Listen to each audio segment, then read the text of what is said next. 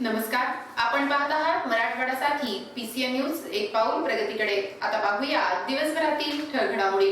शुक्रवारी यवतमाळ जिल्ह्यात दौऱ्यावर असताना कृषी मंत्री धनंजय मुंडे यांना एका भावनिक क्षणाला सामोरं जावं लागलं। मनोज राठोड व नामदेव वाघमारे या दोन आत्महत्याग्रस्त शेतकऱ्यांच्या कुटुंबियांपैकी एका शेतकऱ्याच्या पोटी 4 मुली आहेत। या 4ही मुलींच्या संपूर्ण शिक्षणाची जबाबदारी कृषी मंत्री धनंजय मुंडे यांनी घेतली आहे। यवतमाळ जिल्ह्यातील मनोज राठोड व नामदेव वाघमारे या दोन शेतकऱ्यांच्या काही दिवसांपूर्वी आत्महत्या केली होती। त्यांचे कुटुंबीय धनंजय मुंडे यांना भेटण्यासाठी यवतमाळमध्ये आले होते। धनंजय मुंडे यांच्याकडे आपली व्यथा मांडत असताना त्या महिला भगिनीला रडू कोसळलं। शेतकरी नवरा तर गेला, आता 4 मुलींचा सांभाळ कसा करणार असा प्रश्न विचारत ती भगिनी धाय मोकळून रडू लागली। त्यात शासनाची मिळणारी मदतही अद्याप मिळाली नसल्याचं तिने मुंडेंना सांगितलं। त्याबरोबर धनंजय मुंडे यांनी उपविभागीय अधिकारी अनिरुद्ध बक्षी यांना फोन लावून या दोनही कुटुंबाला तात्काळ अर्थसहाय्याची मदत देण्याचे निर्देश दिले। त्याचबरोबर एकाच कुटुंबातील 4 मुलींच्या संपूर्ण शिक्षणाची जबाबदारी घेत असल्याचं धनंजय मुंडे यांनी सांगितलं। राज्याचे कृषी मंत्री म्हणून काम करत असताना धनंजय मुंडे यांच्या समोर असा प्रसंग पहिल्यांदाच आला असला तरी मागच्या काळात अशा अनेक प्रसंगांना त्यांनी अत्यंत संवेदनशील पद्धतीने हाताळले। दरम्यान आत्महत्या केल्यानं प्रश्न सुटत नाही, तर कुटुंबापुढील प्रश्न आणखी वाढतात। आपल्या कुटुंबातील व्यक्तींचा विचार करून कुठल्याही शेतकरी बांधवांना आत्महत्या करण्याचा विचार मनात आणू नये।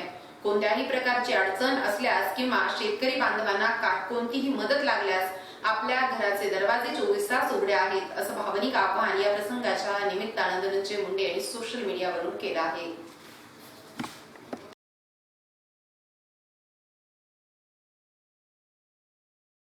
जिल्ह्यात सलग 25 दिवस पाऊस झाला नसल्यानं शेतकरी हवालदिल झालाय।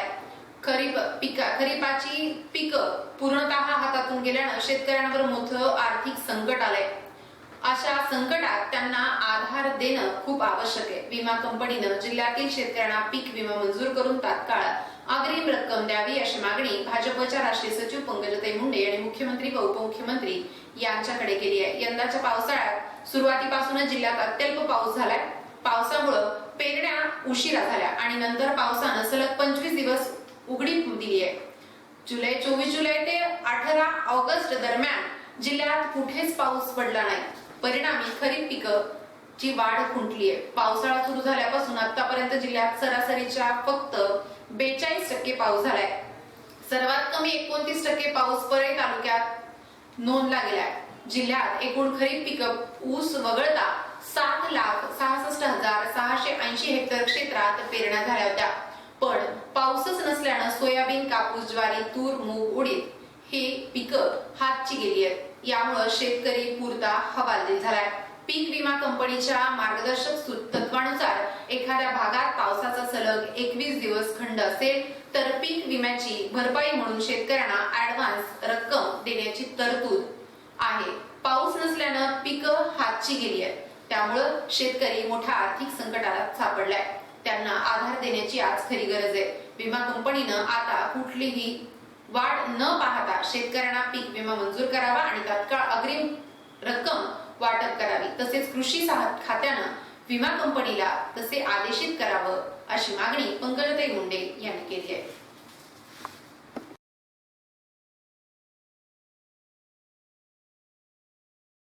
राष्ट्रवादी काँग्रेसचे नेते तथा राज्याचे उपमुख्यमंत्री अजितदादा पवार यांची 27 ऑगस्ट रोजी बीड मध्ये सभा होणार आहे, असं कृषी मंत्री धनंजय मुंडे यांनी ट्विट करून स्पष्ट केले। दरम्यान सकाळपासून माध्यमांमध्ये अजित पवारांची बीडची सभा रद्द झाल्याचं वृत्त आहे। त्या पार्श्वभूमीवर राष्ट्रवादीचे नेते धनंजय मुंडे यांनी ट्विट करून अजित पवार यांची बीड 27 ऑगस्ट रोजी सभा होणार असल्याचं स्पष्ट केले। या सभेला अजितदादासह पक्षातील अन्य वरिष्ठ नेते मार्गदर्शन करणार आहेत। ही सभा रद्द झाल्याबाबत माध्यमातून येणाऱ्या बातम्या चुकीच्या असून माध्यम प्रतिनिधींनी खात्री करावी। सभेबद्दलच्या चुकीच्या व निराधार बातम्या देऊ नये असंही धनंजय मुंडे यांनी आपल्या ट्विटमध्ये म्हटलं आहे।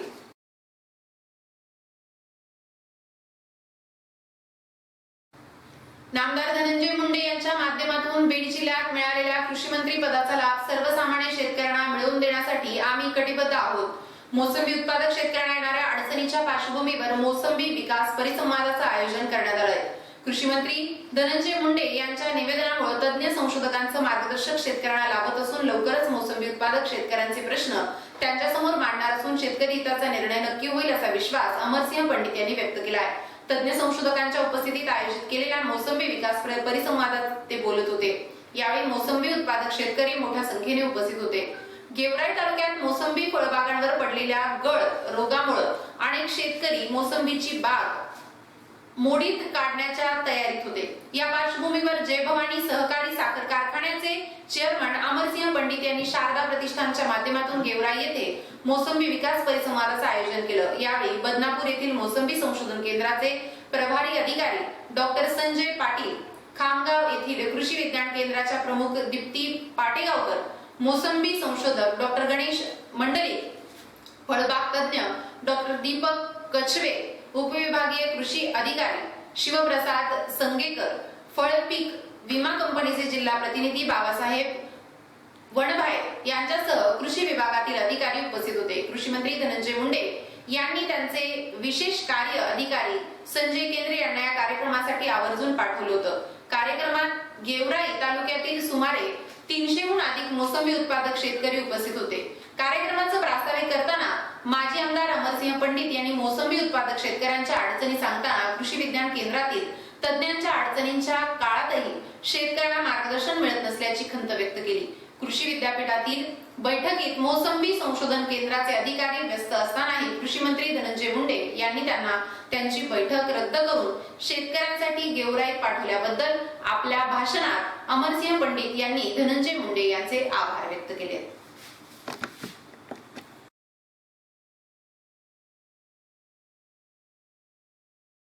राजस्थानी फौजदार लन स्कूल व स्वामी रामातीर्थ रुग्णालय अंबाजोगाई यांच्या संयुक्त विद्यमाने स्वातंत्र्याचा अमृत महोत्सव आणि दैनिक मराठवाडा साथीचे मुख्य संपादक स्वर्गीय मोहनलालजी बियाणी यांच्या जयंती निमित्तानं आज भव्य रक्तदान शिबिराचं आयोजन करण्यात आलं होतं. या कार्यक्रमाच्या सुरुवातीला दीप प्रज्वलन स्वर्गीय मोहनलालजी बियाणी यांच्या प्रतिमेचं पूजन करून पुष्पहार अर्पण करण्यात आला. या कार्यक्रमाचे उद्घाटक प्रमुख अतिथी प्रसिद्ध बालरोग तज्ञ डॉक्टर गुरुप्रसाद देशपांडे, शाळेचे सचिव बद्रीनारायण बाहेती, उपाध्यक्षा सौ Premlata Baheti, doctor Rajesh Jaju, doctor Priya Aghav, doctor Swapna Chate, संपादक सचिन स्वामी आदींच्या उपस्थितीत कार्यक्रमाचं उद्घाटन करण्यात आलं.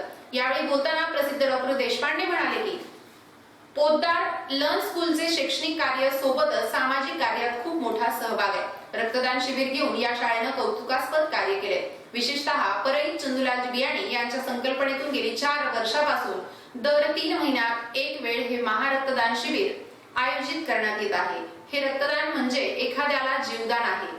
रक्तदान शिबिरामध्ये 105 रक्तदात्यांनी रक्तदान करून उत्स्फूर्तपणे सहभाग नोंदवला.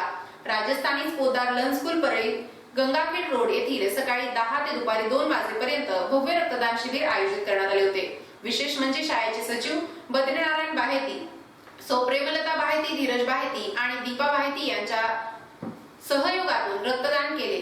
105 रक्तदात्यांनी रक्तदान करून आपली सामाजिक बांधिलकी जपणूक केली. म्हणून यावेळी शाळेचे अध्यक्ष चंदूलाल बियाणी, सचिव बद्रीनारायण बाहेती, उपाध्यक्षा प्रेमलता बाहेती, कोषाध्यक्षा सौ कल्पना बियाणी, सहसचिव धीरज बाहेती, बचपन स्कूलच्या प्राचार्य सौ दीपा बाहेती, अकॅडमिक डायरेक्टर बीपी सिंग, प्राचार्य मंगेश कासिम, उपप्राचार्य लक्ष्मण पाटील यांनी विशेषतः या रक्तदान शिबिरात पालक व शाळेतील कर्मचारी रक्तदान करून आपले कर्तव्य बजावले म्हणून सर्व रक्तदात्यांचा रक्तदान शिबिर प्रशस्तीपत्र, स्मृतिचिन्ह देऊन गौरवण्यात आलं, अशी माहिती शाळेचे सचिव बद्रीनारायण बाहेती यांनी दिली आहे.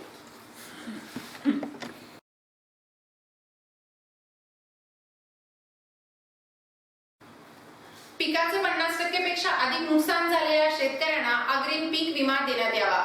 अवर्षणग्रस्त शेतकऱ्यांचे खरीप पीक कर्ज माफ करण्यात यावं यासह शेतकऱ्यांना तातडीने दिलासा देणाऱ्या विविध मागण्या घेत महाराष्ट्र राज्य किसान सभेच्या परळी शाखेच्या वतीनं परळी तहसील कार्यालयासमोर सोमवारी 21 रोजी आंदोलन करण्यात येणार आहे. बीड आणि परळी तालुक्यातील पर्जन्यमान पाहता मान्सूनचा निम्मा काळ लोटला असून देखील सरासरीच्या निम्मा पाऊस देखील झालेला नाहीये.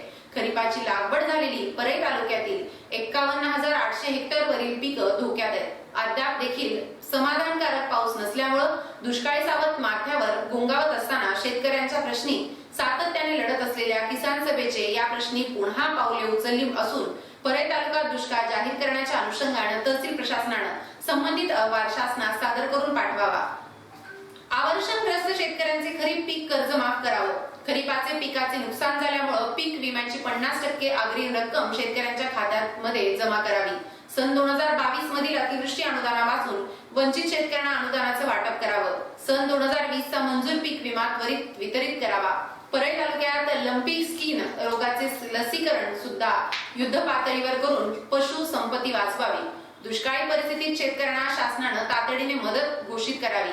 यासह इतर मागण्या घेत अखिल भारतीय किसान सभा सोमवारी 21 रोजी ठीक 12 वाजता तहसील कार्यालयासमोर शेतकरी आंदोलन करणार असल्याची माहिती किसान सभेचे परळी तालुका अध्यक्ष कॉम्रेड भगवान बडे, कॉम्रेड मुक्तेश्वर कडभाने व इतर पदाधिकारी यांनी दिली आहे.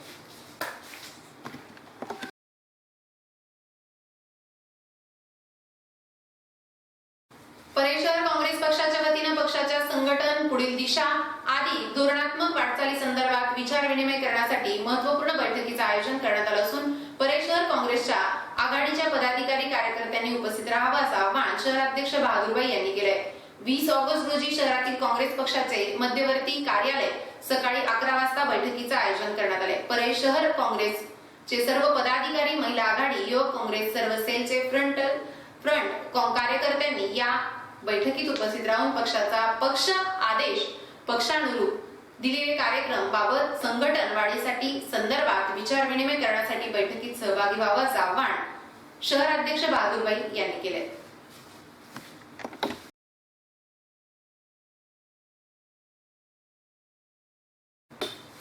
या कार्यक्रमाची सुरुवात वैद्यनाथ मंदिर येथून मोटरसायकल रॅली शिवाजी चौक छत्रपती शिवाजी महाराज यांच्या अश्वारूढ पुतळ्यास पुष्पहार अर्पण करून त्यानंतर लोकशाहीर अण्णाभाऊ साठे यांच्या पुतळ्यास, रेल्वे स्टेशन येथील भारतरत्न डॉक्टर बाबासाहेब आंबेडकर यांच्या पुतळ्यास, जिजामाता उद्यान येथे राष्ट्रमाता जिजाऊ यांच्या पुतळ्यास पुष्पहार घालून रॅली काळाराम मंदिर, माणिक बाजीराव धर्माधिकारी सभागृह येथे पुढील कार्यक्रम घेण्यात आले. या कार्यक्रमाच्या सुरुवातीस बाजीराव भैया धर्माधिकारी कार्यक्रमाचे अध्यक्ष म्हणून तर प्रमुख पाहुणे म्हणून रमेश चौंडे हे उपस्थित होते. कार्यक्रमाची सुरुवात बाजीराव भैया धर्माधिकारी यांच्या हस्ते दीप प्रज्वलन व कॅमेरा पूजन करून करण्यात आली. नंतर बाजीराव भैया धर्माधिकारी यांचा सत्कार असोसिएशन उपाध्यक्ष बाळासाहेब जिल्मेवाड तर प्रमुख पाहुणे रमेश चौंडे यांचा सत्कार जयराम गोंडे असोसिएशनचे सचिव यांच्या हस्ते करण्यात आला. असोसिएशनचे उपाध्यक्ष बाळासाहेब जिल्मेवाड यांचा सत्कार भैया धर्माधिकारी यांनी तर सचिव जयराम गोंडे यांचा रमेश चौंडे यांच्या हस्ते सत्कार करण्यात आला. या प्रसंगी ज्येष्ठ फोटोग्राफर म्हणून विठ्ठलराव जिल्मेवाड, बालाजी पुजारी, यशवंत चव्हाण, रवी वळसे, सूरज गंगावणे यांचाही सत्कार करण्यात आला. या प्रसंगी बोलताना बाजीराव भैया धर्माधिकारी यांनी परळी फोटोग्राफर असोसिएशनच्या सर्व सदस्यांना जागतिक छायाचित्र दिनानिमित्त शुभेच्छा देऊन छायाचित्रकारांना आव्हान दिलं. परळी वैजनाथ ज्योतिर्लिंग व परिसर इतिहासात नोंद आहे. यात अनेक गोष्टी झाडलेल्या आहेत. तरी आपण छायाचित्रकाराने विविध ठिकाणांचे मंदिरातील व परिसरातील फोटो काढून फोटो गॅलरीचे आयोजन करावं. ते पण दरवर्षी त्यानिमित्तानं त्यात जो छायाचित्रकार आपलं कौशल्य दाखवेल त्यांच्यासाठी माझ्या वतीनं प्रथम पारितोषिक 5,000, द्वितीय पारितोषिक 3,000 आणि तृतीय पारितोषिक 2,000 असं जाहीर केलंय. सर्व फोटोग्राफरना संघटित राहून संघटन मजबूत करावं व काही अडचणी आल्यास आम्हास हाक द्या, आम्ही साथ देऊ असं उद्गार काढले. या प्रसंगी फोटोग्राफर संघटनेचे माजी अध्यक्ष यशवंत चव्हाण यांनी आभार प्रदर्शन केले व नंतर नवनिर्वाचित कार्यकारिणी निवडण्यात आली. त्यात असोसिएशनचे अध्यक्ष गोपाल मोदाणी, उपाध्यक्ष बाजीराव राठोड तर सचिवपदी मोहन तिडके यांची निवड करण्यात आली.